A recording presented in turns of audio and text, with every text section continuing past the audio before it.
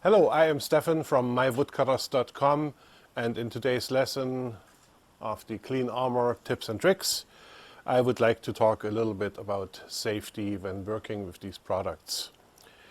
So when working with Clean Armor, in this case 1 gallon, the first rule is definitely don't drink it, don't put it in your eyes, in your nose, or any other openings in your body, because you may not get any desirable effects from that.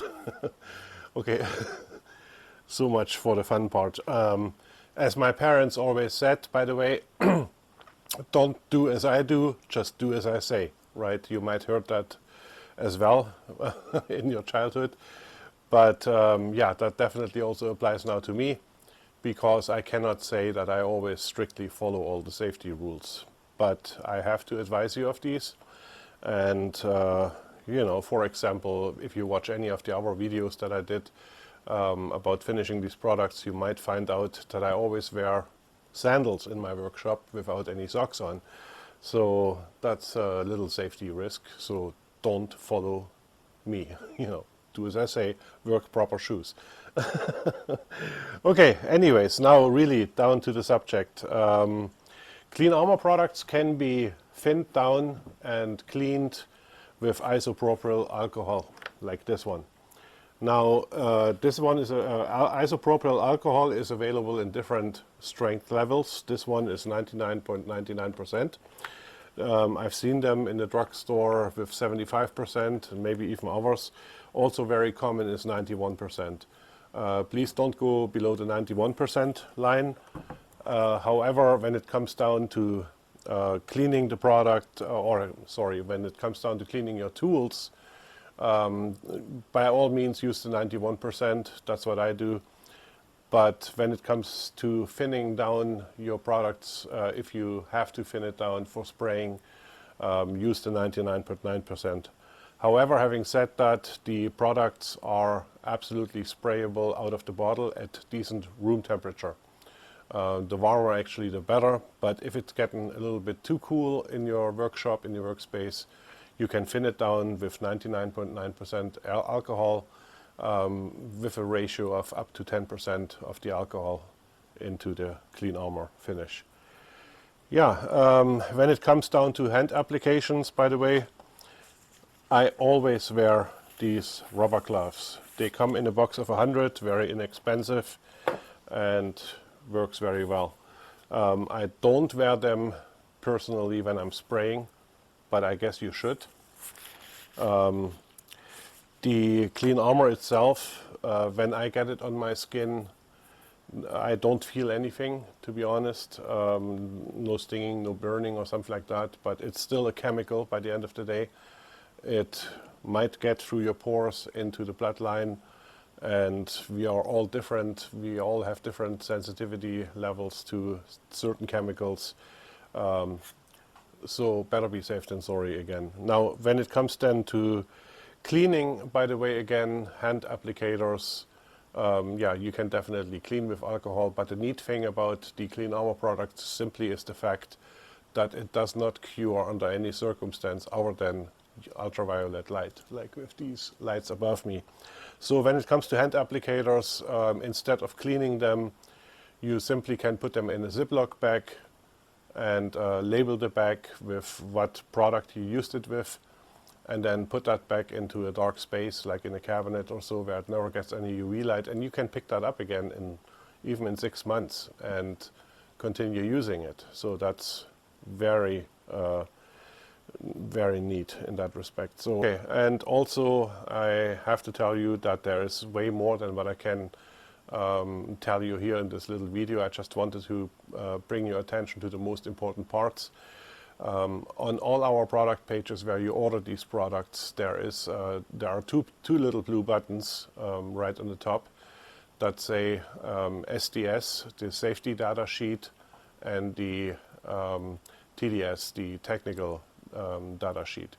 So please check those out, and and make sure that you follow all these rules as outlined there, because when purchasing these products, you agree to the terms and conditions, which indicates that you have read and noticed those safety data sheets and technical data sheets. By the end of the day, the Clean Armor products are commercial products. They are made for commercial use. And we have now, with Clean Armor, made them available also for hobby workers like you and me. But it still applies that you are aware of it. You cannot simply,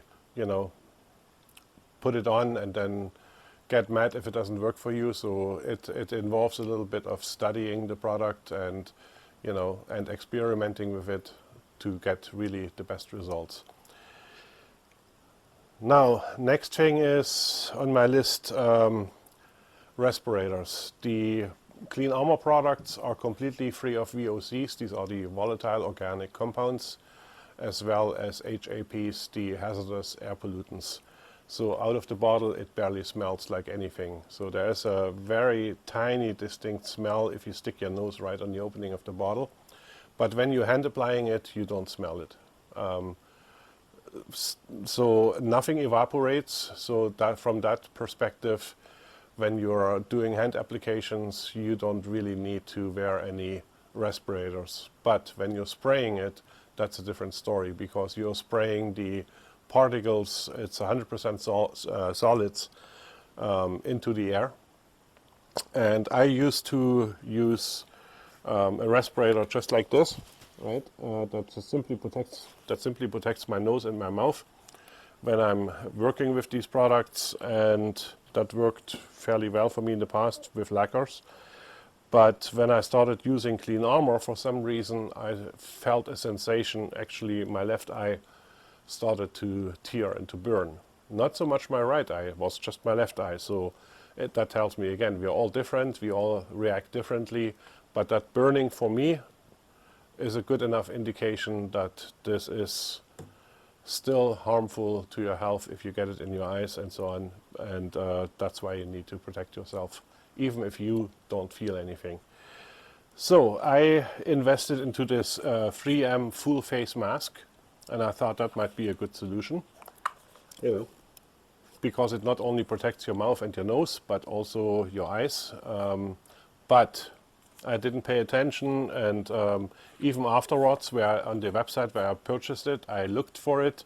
There was no indication whether or not this will work for people that wear glasses like me. And it does not work, because what happens is there is a seal here that all the way around sits on your face, and here where the eyeglasses are, it bends in the seal like this, right?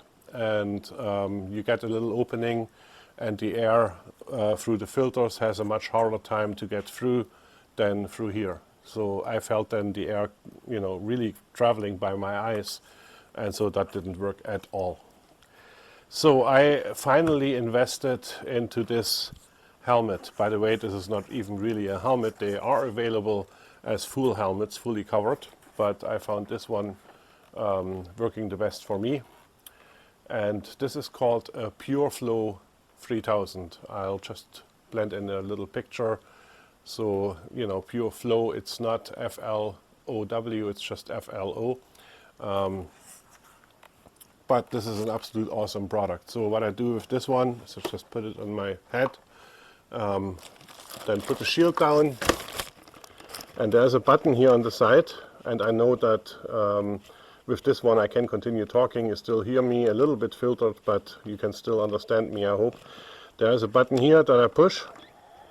Now you can hear a fan, and simply what it does, it has here in the back worked in, that is where the filters are sitting, and it has basically an air fan in there, and it pumps the air at a positive pressure in front of your face.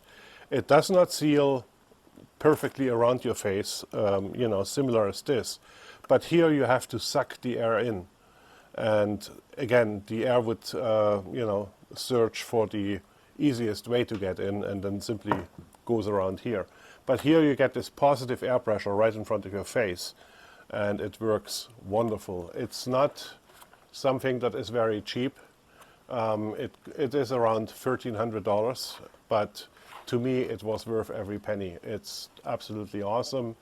You barely even feel it because, you know, working with a respirator like this, you have to force the air through the filter, which is a little bit harder breathing than normal. And here it's just like normal breathing. Absolutely fantastic. Now, what else is important to know? As you already know, the Clean Armor products are being cured with ultraviolet light. And unfortunately, the product itself does not care where it is when it sees the light, it simply cures. So whether it is on the material that you're trying to finish or on something else where you don't want it to cure, it still cures. So you have to be aware of that at all times. When using these UV lights, I hope you can see them in the video that I have here over my head mounted. It happened to me, for example, to begin with, I sprayed a piece, right, and turned the lights on and, you know, then grabbed my gun again and wanted to spray. And then I noticed, oh my God, the lights are still on. That's a big mess. So not only you need to probably sand down what you started spraying because it started curing too fast, but you can also severely mess up your gun. Now, as you know, there's all the nozzle here in the front, so if that cures, then you have a big problem, then it starts leaking out here. But that's not, that's partially covered now with these available caps that you put on here to protect it from the light. Now for me, the big problem was this gun is mostly all silver, and whatever is not silver is black, and so is this cap. So when this cap was black, I oftentimes would grab the gun, start shooting, and it goes blip, right, and the cap, you know, blows away. So because I wasn't aware of it. So that's why I basically put some electrical tape in yellow and red around it to always see, oh, there's the cap, take it off, right? But unfortunately, that's not enough. You have in the gun here these two needles. This one is for the air, the other one is for the material, and if they get any material on it and then it cures. I had it for me happening that even the needle here for the air and so on got stuck in here. It just wouldn't come out anymore. And the same can happen then with the other needle here. So that's also a little bit of a risk factor. The best solution that I have found, and I have to pick you up for that, and also apologize in advance, my shop is still a big mess because it's under construction, but I built myself here a little black cabinet. You don't need to paint it black, but I did for fun. So that is where my actual spraying gun is sitting. So it has even here in the bottom this little hole. That's where the hose would go through when I have it in use. So I can hang it there, still connected to the hose, and then close it, turn my lights on, and that works wonders. Yeah. So again, for the lights, I did actually a separate video under tips and tricks for the lights. Please check that out as well, because there I'm also talking about using a timer for the lights, that you don't have these accidents that I mentioned where you forget to turn the lights off. So that is all that I can think of for today. If you have any questions, even in respect to safety rules and issues, please reach out anytime. We are here to help. And for today, I just thank you for watching and hope to see you again in another video. Have a good one.